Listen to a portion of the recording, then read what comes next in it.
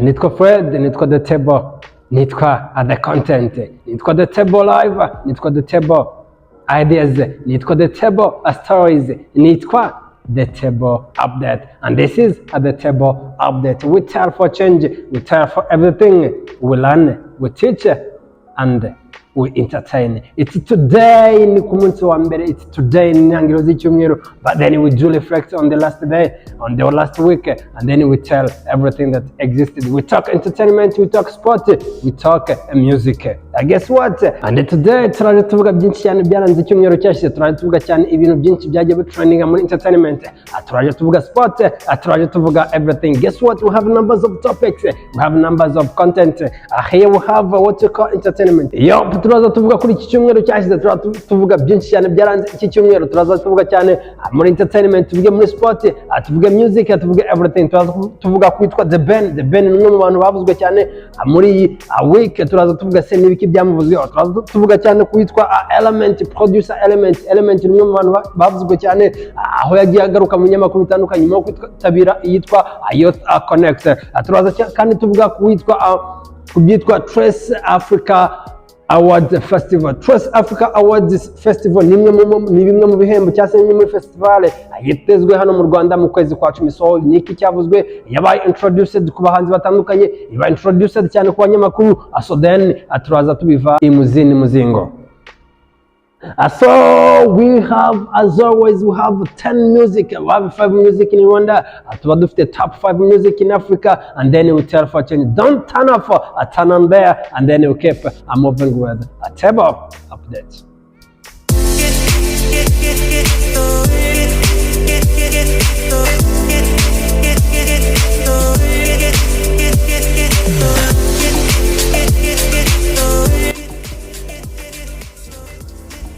Yup, we're back, we move, we chill, we make things happen. It's at The Table. Wahisemo neza cyane nimba udukurikiye, kora subscribe, aho dutangira neza cyane. So muri iki cyumweru ni kimwe mu cyumweru twagizemo inkuru zitandukanye cyane. So twagiye tugira jazz, twagiye tugira stories zitandukanye cyane. But then hari ziba zishimishije n'iziba zibabaje. But then ntabwo twibagirwa story y'umuhanzi The Ben cyangwa se Musha Benjamin nyuma yo kubura umubyeyi we. Ni byinshi cyane byagiye bivugwa mu nyamakuru, bimwe birandika, ibindi bifata amashusho. So ni muri iki cyumweru none bashyinguye umubyeyi wa Mugisha Benjamin The Ben, bamushingura i Rusororo. So ni imwe mu nkuru nyine yagiye ivugwa cyane. The Ben wagaragaye mu mashusho yerekana amarangamutima yiwe ari kumwe n'umugore we Uwikeza Pamela. So byagaragaye ko nyine ari umwe mu bagabo nyine bashenguwe no kuri umubyeyi we, ndetse n'abandi bose nyine kuba umubyeyi ni ikintu kiba gikomeye cyane. So ni muri urwo rwego rero nyine abantu benshi batandukanye, abasitari batandukanye bagiye bihanganisha umuhanzi Mugisha Benjamin bavuga ati umusore komera ushikame. Ibyo bikunze kubaho cyane. So ni The Ben nyine wagaragaje ko nyine papa we yari umuntu ukomeye, yari umuntu w'agaciro cyane cyane. Ibyo yavuze aravuga ngo The Ben cyangwa se umuntu akuraho inganzi yo kuririmbana witwa papa we witwa John, niwe akuraho inganzi yo kuririmba. So numero wari kwitaba Imana witwa Mugisha Benjamin ndetse n'abandi bose aba muri famiye ye bakababara. So that was it. Ni Mugisha Benjamin nyine wagaragaje amarangamutima. Gusa then ntabwo twakubarirwa kuvuga kuri byinshi byagiye byandikwa, harimo na nyirizina umuhanzi Benjamin The Ben yanditse ibintu bitandukanye cyane. So yagiye ku rukuta rwa Instagram ahanyuzwa ubutumwa bumara umunsi umwe, arandika ibaruwa ndende, ibaruwa ikuyemo amagambo menshi cyane. Amwe muri ayo ngayo twayabateguriye, turayafata tuyashyira hamwe, noneho turavuga ati reka tuyabagezeho. So yatangiye avuga ati nkuko mfashe iyi foto wari muto mwiza. Yaravuga ati daddy, iyi foto ni ifoto yagaragazaga papa we ari umuntu muto cyane, akiri umwana, akiri mutoya, akiri umusore. Aravuga ati papa nkuko mfashe iyi foto biragaragara ko ari kuri muto kandi mwiza cyane. And then aravuga ati papa mwiza, ndashaka kwibanda kuri bya bihe byiza twagiranye. So bishatse kuvuga ngo yarashaka ku reflectinga cyangwa se yarashatse kugaruka ku bihe yagiye agiranya na papa we cyangwa se n'umubyeyi we umubyara. Ati wari umuyobozi mwiza, of course. Ati isoko y'imbaraga n'urukundo mu muryango wacu. ati kubaho kwawe kwaduteye kumwenyura. Arandika avuga ati wagiye udukiza ibizazane byinshi bitandukanye mu buzima bwacu twagiye tugira ukiriho. Aravuga ati ari nabyo yikijeho cyane, avuga ati ubuzima bwarakugerageje mu minsi yawe ya nyuma, aho yavuze ati abanyamakuru ndetse n'abandi bantu batandukanye bagiye bamurasa imyambi. Badeni aravuga ati papa, ibi byose wahuye nabyo. Arandika aravuga ati nubwo wahuye n'ikizazane, nubwo wahuye n'ibirusha, ntabwo nahwemaga kukubwira ngo umeze ute, ntabwo nahwemaga kukugeraho ngo nkuvugishe. Ati nabanye nawe mu bihe bitandukanye. Ati nkuko utatwibagiwe cyangwa se utatwirengagije turi abana, natwe niko tutakwirengagiza kuvuga ngo wari umubyeyi mwiza. So agana ku musozo yaranditse aravuga ngo ndakwizeza ko hakiri amahirwe yo kuzuka, cyangwa se ndizera ko hakiri amahirwe yo kuzuka ndetse uzazuka ukagera ahantu heza haruta ahangaha ku isi. Ni amagambo ya Mugisha Benjamin. Ati koko birashoboka ko wahuye n'ibibazo bitandukanye, Badeni twizeye ko mu bihe bizaza Mugisha Benjamin azongera agahura n'umubyeyi we. Ni amagambo ya Mugisha Benjamin the Ben yanditse. Arasoza aravuga ati ruhuka umubabaro n'agahinda ndetse ni nako mu isi bimera papa, ariko twizeye ko tuzakubona mu gihe kizaza. Arandika aravuga ati umuryango niyo mpamvu ufashe umwanya ukakwibuka, ukibuka ibyiza wabagejejeho, ukibuka ibihe byiza bagiranye, ndetse aravuga ngo bakibuka n'urukundo bagiranye n'umuryango we. Arandika aravuga ngo wadusakajeho amahoro, wadusakajeho buri kimwe, waduhesheje umugisha, ari uturuka ku Mana, ari uturuka ku babyeyi, ibyo byose warabiduhaye. So asoza aravuze ati dufashe umwanya nk'umuryango ngo tukubabarire, cyangwa se nawe utubabarire mu mitima yacu, kuko uri umubyeyi wagize akamaro, ndetse twite ku gisobanuro cyawe ukiri mu isi. Ati nsoje nizeye ko aho uri hose uri kumva urukundo tugukunda. Urabiho papa. Ayo namwe mu magambo umuhanzi cyangwa se The Ben yashize ku rukuta rwe rwa Instagram, ndetse bigaragaza ko nyine yari afite agahinda gakomeye cyane. So The Ben, umuryango ndetse n'abandi bose atubifurije gukomera, ndetse twifuriza umubyeyi we iruhuko ridashira. That was it, and then we come to the next point.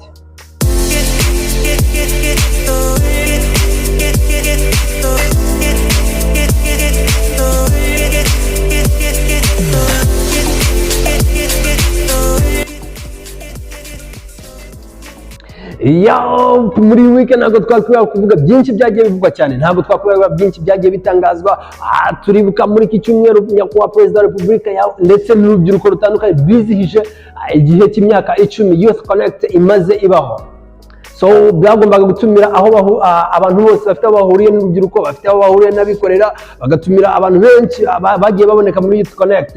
So ni muri urwo rwego rero twagiye tubona abantu benshi batanga ibitekerezo. So buri wese yaramanikaga bakugeraho ugatanga ibitekerezo. So but then uyu munsi ntabwo tuza kuvuga ibyavugiye muri Youth Connect, but then turaza tuvuga muri entertainment. Muri entertainment ahangaha no havuye inkuru y'umuhanzi Element, cyangwa se umunyamuziki, cyangwa se producer Element. Byagenze bite? So uyu Element nk'abandi bose yashize yamanitse ukuboko, aravuga ati nanjye nshaka gutanga igitekerezo, cyangwa se nshaka gutanga ikibazo. Nk'ibisanzwe bamuhaye mic, ndetse arahaguruka. Mu gutangira uyu Element yatangiye ahaguruka nk'umunyamuziki, nyine aririmba indirimbo yitwa Fudetwa. Fudetwa murayibuka cyane. Fudetwa ni imwe mu ndirimbo ikunzwe cyane muri iki gihugu cy'u Rwanda ndetse n'ahandi hatandukanye. So aririmba Fudetwa, abantu baranezerewe cyane, abantu bakoma amashyi. Ni Element nyine akunzwe kuvuga cyane muri iyi mihanda ya Kigali. But then ntabwo tuza tuvuga ibyo ngibyo. Element aravuga ngo arashimira urubyiruko rwose, arashimira abantu bose bitabiriye Youth Connect, arashimira abantu bose bagize uruhare mu buzima bwe. Ndetse Element yaje avuga ku muziki we, cyangwa se avuga ku mateka y'umuziki, uko yatangiye umuziki. Yaje avuga uburyo nyine yatangiye gukora umuziki akiri umwana. Avuga uburyo yahereye ku ndirimbo yitwa Hands Up ya Bruce Melody, abantu benshi barayizi. avuga ukuntu nyine yagiye azamuka buhoro buhoro kugeza ubu ngubu akaba ageze ku rwego rwo gukora indirimbo yitwa Fugeto ari ku giti cye, ndetse akaza kubona indirimbo irebwa cyane. Aravuga ngo arashimira igihugu, ndetse none yibutsa urubyiruko kujya rwishima cyane kubera ko rufite igihugu gifite amahoro, bafite igihugu gifite umutekano, bafite igihugu gitanga amahirwe menshi atandukanye ndetse bakayakoresha. So muri make ntabwo yatanze ikibazo, nta nubwo yatanze icyifuzo, ahubwo we yarashimiraga ndetse yanerekanaga inzira runaka yanyuzemo, ndetse asa nk'uwongera abandi imbaraga. Bade ntabwo tuvuga ibyo ngibyo, turaza tuvuga ibyakurikiye iyi mbwirwaruhame cyangwa se ibi bitekerezo uyu mugabo yatanze uwitwa Element. So abantu benshi baragiye baravuga bitandukanye, baravuga ati ntabwo umuproducer ukomeye, ntabwo umuhanzi ukomeye nkuriya yakagiye ngo yivuge ibigwi, cyangwa se ngo yakagiye ngo avuge byinshi cyane, ngo yakagiye wenda ngo avuge ngo byagenze gutya na gutya, avuge ibyo yavuze cyane, story yiwe avuge uko byagenze, cyangwa se avuge ubuzima bwe. Baravuga ngo ibyo ntabwo byari iby'akamaro, baravuga ngo ibyo ngibyo ntabwo ari byo byari bikenewe cyane mu muziki nyarwanda. Hari byinshi cyane bigomba kuba bikenewe mu muziki nyarwanda. Muziki nyarwanda ukeneye amazu, muziki nyarwanda ukeneye ahantu uburyo boroherezwa kubona ibikoresho bitandukanye. Baravuga ati Element byibuze yakaba yaragiye agatanga ibyo bitekerezo, yagize amahirwe of course yo guhora na President na His Excellency Paul Kagame, badeni bari gomba gutanga igitekerezo, akavuga ngo uyu Element akavuga ngo uyu Element akavuga ngo byari kugenda gutya na gutya. So si ibyo gusa, kubera ko hari n'abandi baje bamwunganira, bavuga ati Element of course yatanze igitekerezo cye, nibyo yaragomba gutanga, but then byagaragaye ko habaye debate itandukanye cyane, byabaye debate iri hejuru cyane muri entertainment yo mu Rwanda. So biza kugorana cyane, biza gufata intera, but then byarangiye nyine ijambo rya Element of course riracyahari, niryo ryavuzwe. Unarebye neza ntabwo ari ijambo riba, of course ni ijambo rishimira, ni ijambo rikwitira urubyiruko, ni ijambo rikangurira urubyiruko gukora. So muri make ndakeka nta kintu kibi Element yakoze, ndetse n'abandi babivuze of course niko babyimbaga, buri wese bafite ibitekerezo byo. So that was it kuri Element, that was it kuri Youth Connect.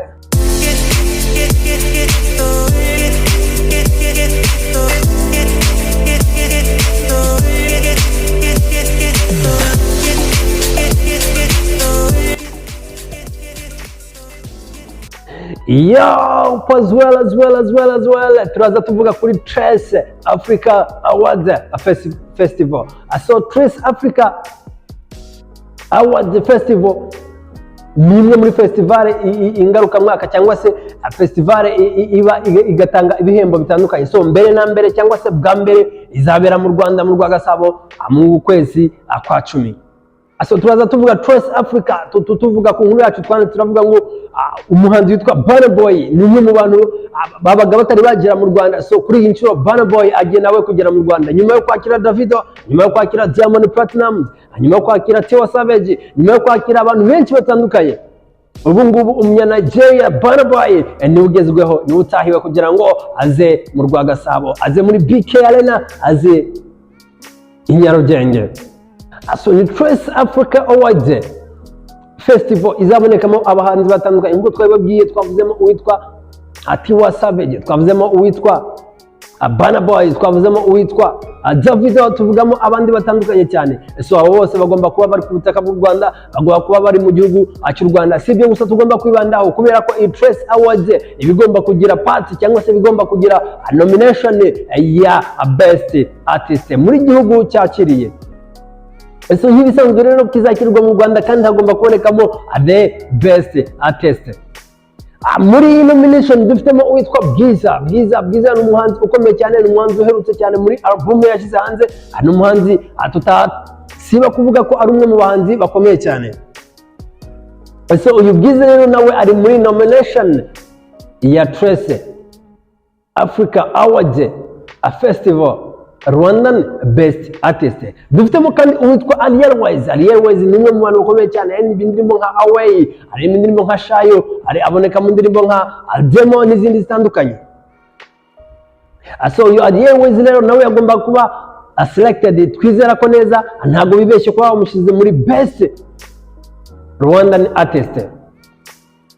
Dufitemo umuhanzi witwa Chris Easy Inana. Chris Easy ni umwe mu bahanzi bakomeye cyane, ni umwe mu bahanzi bari gukora cyane, hanyuma yo gushyira indirimbo yitwa Stop ikabica cyane bigacika uburyo ibyinitsemo. Ubu ngubu noneho yaje muri Trace Africa Awards Festival, nawe agomba guhitwamo, nawe agomba kubonekamo ndetse agatorwa. Dufite uwitwa Kenny Solo. Kenny Solo nawe ni umwe mu bantu bakomeye cyane, azwi mu ndirimbo nka Say My Name, azwi mu ndirimbo nka One More Time, azwi mu ndirimbo nyinshi cyane zitandukanye, Igitangaza ndetse n'izindi, nizo ndirimbo zigezweho. So Kenny Solo rero yakoze amahit atandukanye, yakoze Addicted, akora Stronger Than Before kuri album yiwe n'izindi nyinshi. So nawe rero ni umwe mu bahanzi bahisemo, ni umwe mu bahanzi bashyizwe ku mwanya wo guhitamwo umuhanzi mwiza mu Rwanda.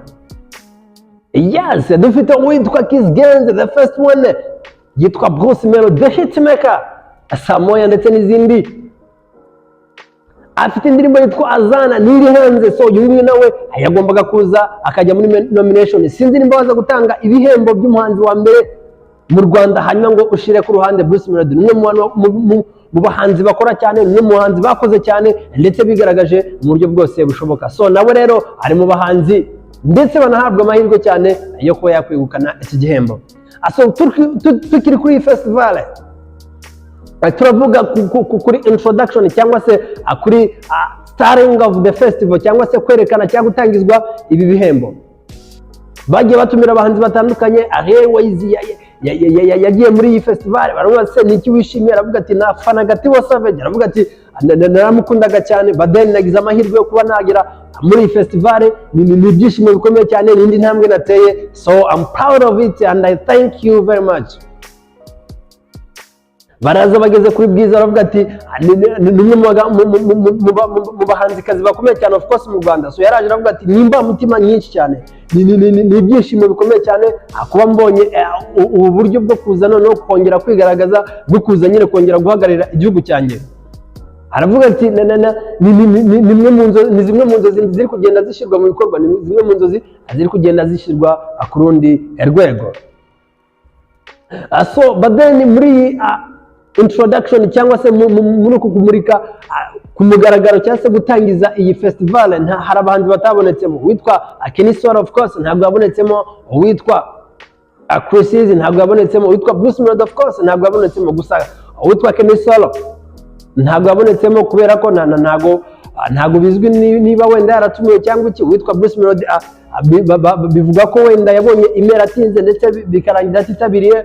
Witwa Chris Easy we yarari mu mahanga of course, yagiye muri mu mashow cyangwa se mu maconcert. So that's why nyine batitabiriye n'ibindi byose. Gusa we hope akubona mutora abanyaso, wajya ku ma platform menshi cyane y'abo basore, hanyuma noneho n'abo bakobwa beza ukabatora ukabahitamo nk'aba nominees.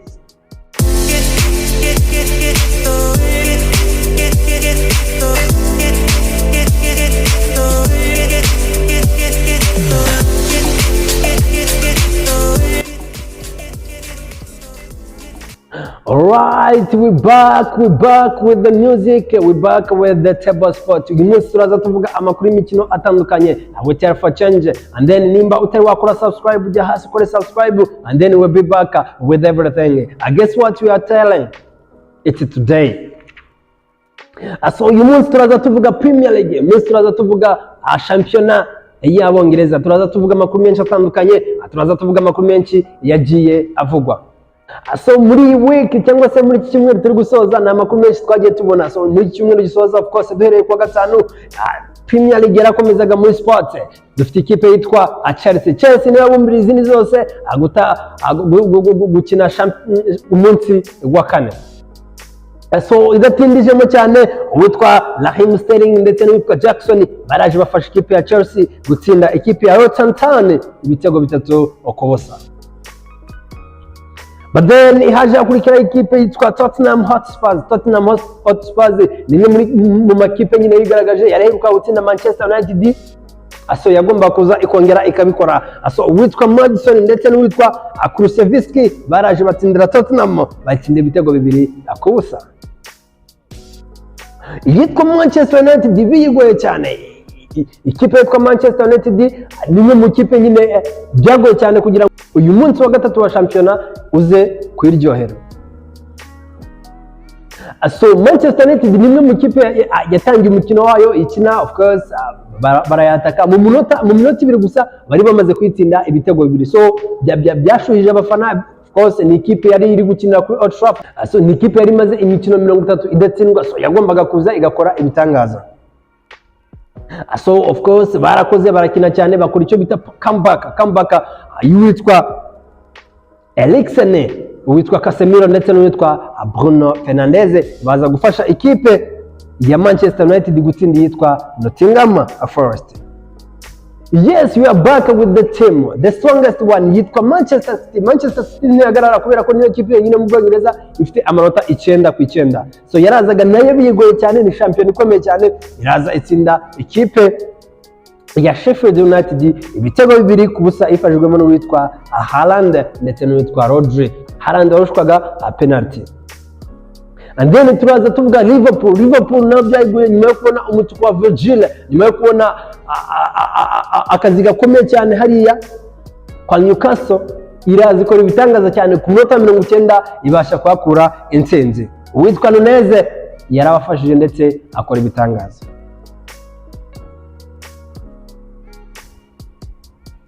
Yes, turaza tuvuga igitambo cya shampiyona niko bigenda. Of course akenshi iyo weekend havamo ikipe mu makipe akomeye cyangwa se mu makipe afite izina agomba kuba igitambo. So yitwa Arsenal yagombaga kunganya na Fulham.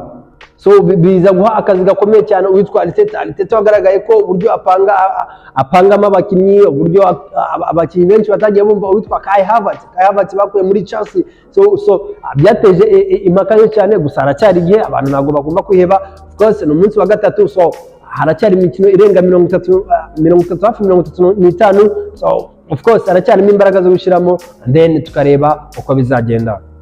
So that was our fixtures cyangwa se our result of English Premier League Day 3. So tunaza tuvuga iyitwa Manchester City. Manchester City ni imwe mu kipe yakinaga shampiyona cyangwa se ni imwe mu kipe yakinaga umunsi wayo wa gatatu idafite uwitwa Guardiola. Nkuko twababwiye uyu Guardiola yahawe cyangwa se gusiba imikino 2 adatoza ikipe ya Manchester City bitewe nuko yari yabazwe, bavuze ko yarwaye urutirigongo. So uyu Guardiola rero umukino bakinnye muri weekend ntago yawutoje, ndetse ari nawo umukino wa mbere watangiye nyine adatoje. So ni Guardiola umaze kugira intsinzi 200 muri Manchester City. So ni intsinzi nyinshi cyane ku buryo ari abatoza baki bashobora kuzigeraho. So Manchester City rero yarazaga ibona intsinzi. So turaza tuvuga nanone yitwa Saudi Arabia murayibuka, nimwe mu makipe bita Fluss, nimwe mu bihugu bita Fluss bafite shampiyona ifite abakinnyi bakomeye cyane, abitwa ba Cristiano Ronaldo, abitwa ba N'Golo Kante, ba Alex Telles, abandi benshi cyane, ba Mendy ndetse n'abandi batandukanye. Karim Benzema umwe mu basore bafite Ballon d'Or nawe yarazaga akajya muri iyi, nawe yaraje ajya muri iyi shampiyona. So iyi shampiyona rero nyuma yo kubaka shampiyona abashaka kubaka ikipe y'igihugu igakomera koko. So ni ikipe y'igihugu ngubu iri kuvugana n'umutoza yitwa Mancini, ndetse bivuga ko yamaze kugera abinyujije ku rukuta rwe rwa Instagram. Witwa Mancini yajyarandika aravuga ngo nishimiye gutangira ubuzima bushyashya cyangwa se nishimiye gutangira projet nshyashya mu kipe ya Saudi Arabia. So ni Mancini tuzi cyane muri Manchester City, ni Mancini tuzi cyane muri Inter Milan, ni Mancini tuzi cyane muri Galatasaray, ni Mancini tuzi twese ari umutoza nyine ukomeye. So yagombaga kujya muri ikipe nyuma yo kuva mu kipe y'igihugu y'Abataliyani akajya gutoza Saudi Arabia. So ni Saudi Arabia nyine buri wese afite amatsiko avuga se wenda iyi Saudi Arabia inerekeza he, iyi Saudi Arabia ishaka guhangamura ibi bihangange by'Iburayi. But then reka tubitega amaso turebe uko bizagenda. And that was our sport. Nimba igitekerezo ufite wajya ku mbuga zacu zitandukanye ukatwandikira ukatubwira ibyifuzo byawe. We thank you very much. We come with a table music.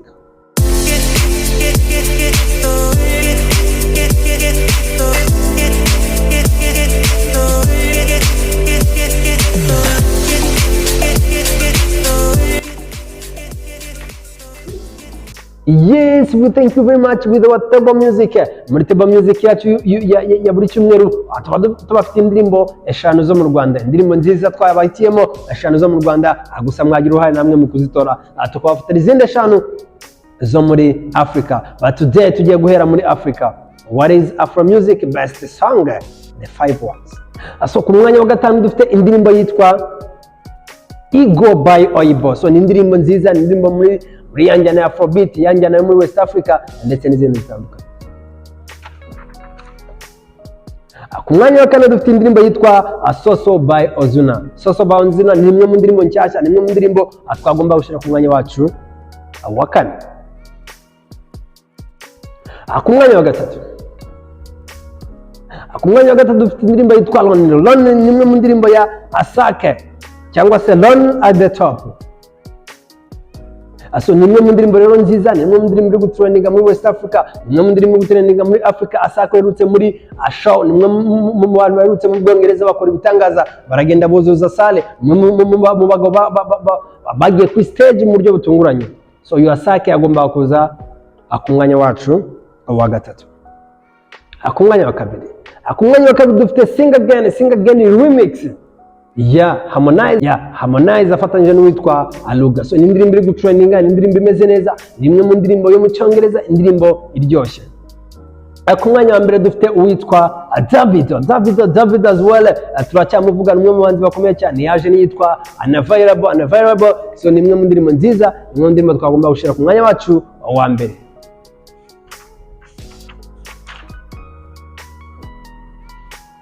So what is in Rwanda? Mu Rwanda ku mwanya wa gatanu dufite yitwa Sakwe by Aline Sano. Aline Sano ni umwe mu bakobwa beza, umwe mu bakobwa bamaze kugaragaza ko nyine bazi kuririmba, bafite yanjyana yiwe nyine ikunzwe cyane. So uyu Aline Sano twagomba kumuzana akajya kuri playlist yacu. Ku mwanya wa kane dufite uwitwa Bwiza yaraje akora indirimbo yitwa Call Me. Ni imwe mu ndirimbo nziza, indirimbo irimo amagambo y'Icyongereza. So ni indirimbo nyine nayo iri kuri album ya Bwiza, wagenda ukareba. So ni indirimbo twagomba gushyira ku mwanya wacu wa kane. Ku mwanya wa gatatu dufite indirimbo yitwa Igitangaza, imwe mu ndirimbo ya Juno Kizgenza afatanyije n'uwitwa Bruce Melody ndetse na Kenny Solo, baragiye bakora indirimbo yitwa Igitangaza, ni nziza cyane, wagenda nayo ukayireba. Ku mwanya wa kabiri dufite indirimbo yitwa Azana ni imwe mu ndirimbo ya Bruce Melody nshyashya iri hanze ubu ngubu. Ni indirimbo nziza, ni indirimbo ifite video nziza, ni indirimbo ibyinitse, ni imwe mu ndirimbo nyine nayo twagomba gushyira ku mwanya wacu wa kabiri. Iya mbere ni iyihe? Ku mwanya wa mbere dufite indirimbo yitwa Stop. Ni indirimbo ya Chris Easy, ni indirimbo nziza cyane buri wese yakwifuza kureba, ni indirimbo iryoheye amatwi, ni indirimbo iryoshye. So that was it. That was our playlist.